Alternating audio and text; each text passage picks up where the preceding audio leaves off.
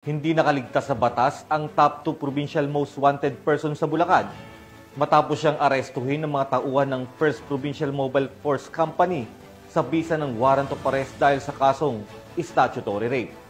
Magbabalita dyan si Patrolwoman Mildred Tawagon. Naaresto ng mga operatiba ng Bulacan 1st Provincial Mobile Force Company ang isang top 2 most wanted person sa provincial level sa ginasang operasyon sa Barangay Pio Cruzcusa, Kalumpit, Bulacan.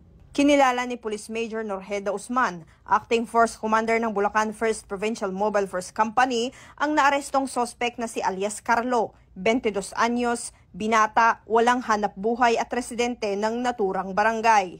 Ang operasyon ay resulta ng pinagsanib na pwersa ng tracker team ng 2nd Platoon, katuwang ang mga tauhan ng Kalumpit Municipal Police Station, 301st Maneuver Coy at Regional Mobile Force Battalion 3.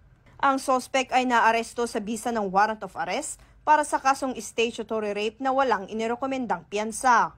Patuloy naman ang Bulacan PNP sa ilalim ng pamumuno ni Police Colonel Angel L. Garciliano, Provincial Director ng Bulacan Police Provincial Office, sa pinaigting na kampanya laban sa mga most wanted persons sa lalawigan upang mapanatili ang katahimikan, seguridad at kaayusan sa komunidad.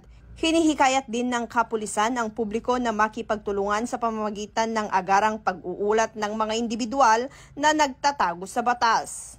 Mula dito sa Bulacan Police Provincial Office, ako ang inyong PNN correspondent, Patrolwoman Mildred A. Tawagon, alagad ng batas, tagataguyod ng Balitang Pulis.